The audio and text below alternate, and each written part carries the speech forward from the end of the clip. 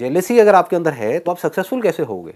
For example, आप fashion designing कर रहे हो, कोई और है आपके साथ में, वो फैशन डिजाइनिंग कर रही है, आप दोनों ने साथ साथ में काम करना शुरू किया, 2 साल बाद वो पता नहीं कहाँ का कहाँ पहुँच गया या पहुँच गई, आप वहीं के वहीं हो, आप उसमें फेल हो गए, वो सक्सेसफुल हो गया। हम क्या करेंगे?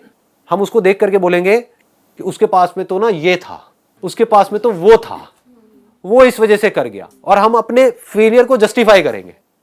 जबकि करना क्या है? इसका उल्टा करना है कि वो सक्सेसफुल हुआ है या हुई है तो जरूर उसको कुछ ऐसा पता है, जरूर वो कुछ ऐसा जानता है जो मैं नहीं जानती, जरूर उसने कुछ ना कुछ ऐसा किया है जो मैंने नहीं किया है। तो वो कैसे पता चलेगा कि उसने क्या किया है?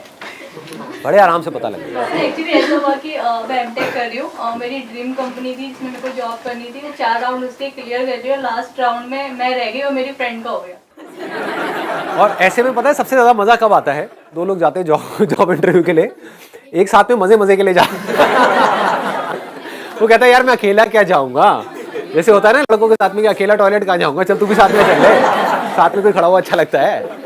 ऐसे ही हम ले जाते हैं अपने दोस्त को, उसका हो जाता है और हम रह जाते हैं, होता है ऐसी ऐसी चीजें। हाँ, तो अब ऐसे में क्या करें, अपने आप को कैसे समझाएं? इसका एक अलग एंगल भी है ना देखने का, कि हमको ये समझना है कि उसने ऐसा क्या किया जो मैंने नहीं किया। हो सकता है कि उसको उस जॉब की इतनी ज़रूरत नहीं थी, या उसके ऊपर, ये भी कहना गलत होगा, ज़रूरत नहीं थी, हो सकता है उसके ऊपर इंटरव्यू का इतना ज़्यादा लोड नहीं था, वो मज़े मज़े में गए और मज़े मज़े में बाहर आ गए। लेकिन आप बहुत ज़्यादा सोच करके जा रहे थे, बहुत ज़्यादा प्रिपेयर होकर के जा रहे थे कि मुझे तो इस इंटरव्यू को क्रैक करना है समझ गए ना? It is just like dancing, life is just like dancing. जैसे बहुत ज्यादा आप सोच सोच करके डांस करोगे तो कैसा होगा वो dance? But if you are dancing like anything, हाँ उसके लिए आपको डांस आना चाहिए, वहां पे सीखना भी जरूरी है, नहीं तो गणपति डांस हो जाएगा इधर उधर हाथ पैर मार रहे होगे। आप समझ गए ना? एजुकेशन की अपनी एक लिमिट है, क्वालिफिकेशन की अपनी एक लिमिट है। डिग्री तो दोनों के हाथ में आ गई, लेकिन अगर उस डिग्री के बाद में आप बहुत सोच सोच करके इंटरव्यू दोगे तो आपके फेल होने के चांसेस बढ़ जाएंगे, क्योंकि अंदर से नॉलेज तो आप दोनों की सेम है। अब सिर्फ फर्क ये है कि कौन ज्यादा कंफर्टेबल है, कौन वहां पर ज्यादा कॉन्फिडेंट है। 4 राउंड क्लियर करने के बाद ऐसा हुआ इसलिए। I understand your feelings. बहुत बार हम उसको किस्मत से जोड़ के भी देखते हैं। हम किस्मत से जोड़ देते हैं, वही मैं आपको बताना चाह रहा हूं।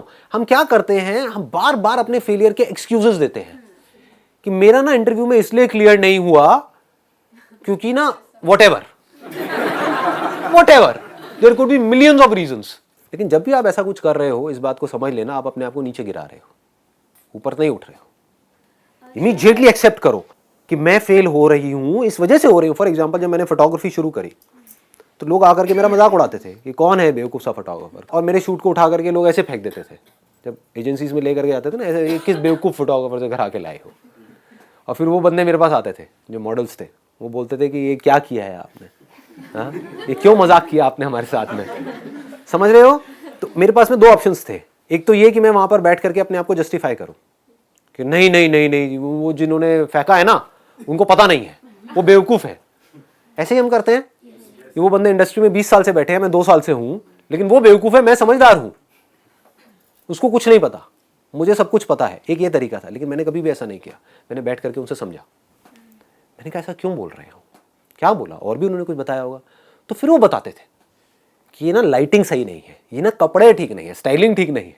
और आज जेन्युइनली मैं देखता हूं तो मुझे हंसी आती है अपनी फोटोग्राफी में, इतनी घटिया थी इतनी बेकार थी। लेकिन हुआ क्या, क्योंकि मेरा लर्निंग एटीट्यूड था, तो मैं सीख करके उसको बेटर करता चला गया। तो कुछ महीनों के अंदर अंदर मैं उस लेवल पे पहुंच गया जहां पर लोगों को पहुंचने में 20 साल लगते हैं। तो अब ध्यान से समझो क्या होता है कि जैसे ही आप किसी की भी बुराई कर रहे हो, या किसी से जेलसी कर रहे हो, या किसी को नीचे गिरा रहे हो अपने आप को बेटर फील करने के लिए, तो आप और नीचे गिर रहे हो। जैसे ही आप किसी और की तारीफ कर रहे हो, तारीफ मतलब क्या, अच्छी क्वालिटीज की ही करोगे ना, बुराई आप खराब क्वालिटीज की करोगे। जैसे ही आप किसी की तारीफ कर रहे हो दिल से, सिर्फ बार बार से दिखाने के लिए नहीं, हम तारीफ भी करते तो हमारा कोई ना कोई मतलब होता है, इस बंदे से मुझे कुछ चाहिए, इसकी तारीफ करो मुंह पर बैठ करके, समझ गए? वो वाली तारीफ नहीं, उसको बोलने के लिए भी नहीं, उसके मुंह पर भी नहीं, अपने मन में बैठ करके कि यार ये जो बंदा है ना, ये लाइफ में इतना आगे इसलिए जा रहा है क्योंकि उसके अंदर ये 4 क्वालिटीज हैं। तो अब क्या हो रहा है, आपकी जो नजर है वो कहां चली गई? पॉजिटिव क्वालिटीज में। जहां आपकी थिंकिंग जाती है, जहां पर आपकी नजर जाती है, वैसे ही आप बनने लग जाते हो। समझ लो। जैसे लोगों के साथ आप रहते हो वैसे ही आप बनने लग जाते हो। Law of attraction. ऐसे ही उसको अभी छोड़ देते हैं। मैं बात कर रहा हूँ सर, जैसे आपकी थिंकिंग होती है सर, आप वैसे ही बनते हैं। जैसे आपके सपने होते हैं, आप जिस तरह से सोचोगे आपके लाइफ में फिर सक्सेस भी वैसे ही आती है। अगर आप नेगेटिव सोचोगे, देखो ये एक बहुत बड़ी प्रॉब्लम है, इसको ध्यान से समझो अभी मैं क्या बोलने वाला हूँ। जब भी मैं कुछ बोलता हूँ या जब भी आप कुछ सुनते हो, आप अगर ध्यान से ऑब्जर्व करोगे, आप कुछ ना कुछ उसमें बीच में घुसाने की कोशिश कर रहे होते हो। जो मैं कह रहा हूँ उसको नहीं देख रहे, कहीं और ही पहुंच गए। मैं क्या कर रहा हूँ इस वक्त, एक सिचुएशन है उसको मैं एज इट इज देख रहा हूँ। ये सिचुएशन है, मैं इसको देख रहा हूँ। इसमें बीच में हमको कुछ और लाने की क्या जरूरत है कि ये मैं जिसकी बात कर रहा हूँ इसको मैं कह रहा हूँ रिमोट। तो अब आप क्या कह रहे हो, ये जो रिमोट वर्ड यूज किया है ना, यही रिमोट वर्ड एक उस बुक में भी लिखा हुआ था। तो संदीप महेश्वरी वही बात कर रहा है जो उस बुक में लिखा हुआ है। आप समझ गए, आप वहां चले गए। जबकि मैं इसको रिमोट बोलूं, पिमोट बोलूं, टिमोट बोलूं, कुछ भी बोलूं उससे कोई फर्क नहीं पड़ता। कोई भी वर्ड इसके लिए यूज करूं फर्क नहीं पड़ता। फर्क क्या पड़ता है, मैं बोल क्या रहा हूं वो तो समझो, उस पर ध्यान रखो। Don't get lost into words. वो एक बहुत बड़ा ट्रैप है। आप वर्ड्स में खो जाओगे, आपको लगने लग जाएगा मेरे को कुछ समझ आ गया है, और एक्चुअल में कुछ भी समझ नहीं आएगा। अगर आप मेरे सेशंस देख रहे हो और आपकी लाइफ में चेंज नहीं आ रहा, तो यही प्रॉब्लम है आपकी जो मैं बता रहा हूँ। अगर आ रहा है तो इसका मतलब ये प्रॉब्लम नहीं है कि आप मेरे वर्ड्स को तो पकड़ रहे हो, जो वर्ड जिस तरफ इशारा कर रहे हैं वो नहीं देख रहे हो। मैं बात कर रहा हूं चांद की, कि वो देखो चांद है वहां पर, वो देखो चांद है, वो देखो चांद है। आप मेरी उंगली को पकड़ के बैठे हो, आप वर्ड को पकड़ के बैठे हो। कि संदीप महेश्वरी जिस तरीके से उंगली कर रहा है ना, उसमें एक अलग ही स्टाइल है। जो बंदा उंगली करता है कहता है चांद है, वाह यार क्या स्टाइल है।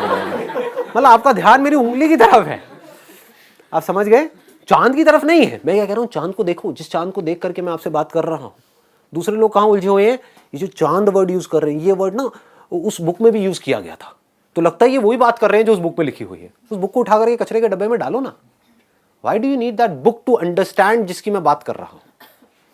अगर उस चांद को आपने देख लिया जिस चांद की मैं बात कर रहा हूँ, तो आप भी वैसे ही फील करोगे जैसा मैं फील कर रहा हूँ। सर लेकिन ये परमानेंट नहीं रहता ना, मतलब आज रहा कल रहा। हाँ, ये एक आदत है। अगर ये आदत बन गई तो ये हमेशा के लिए रहेगा। मतलब होता क्या है कि हमारी जो आदत है वो है वर्ड्स में उलझे रहने की। ध्यान से अपने माइंड को समझना।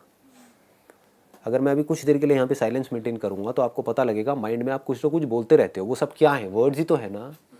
वर्ड्स का रियलिटी से क्या कनेक्शन है।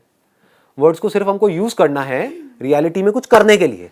कि अगर मुझे पानी पीना है तो बोलने से कुछ नहीं होगा कि पानी पीना है, पानी पीना है, पानी पीना है। पानी पीना पड़ेगा बॉटल खोल करके।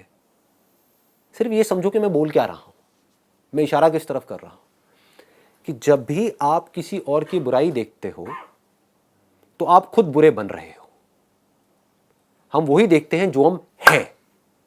ये बात पकड़ में आ रही है? हाँ, अंदर से किसी के अंदर बहुत सारी कमियां होंगी तो उसको दूसरे के अंदर सिर्फ कमियां ही नजर आएगी। अंदर से कोई बहुत खुश होगा तो उसको दूसरों के अंदर की खुशी नजर आएगी। हर इंसान में अच्छाई भी है और बुराई भी है। हर सिचुएशन में कुछ अच्छा भी है, कुछ बुरा भी है। चॉइस हमारे हाथ में है कि हम क्या देखते हैं।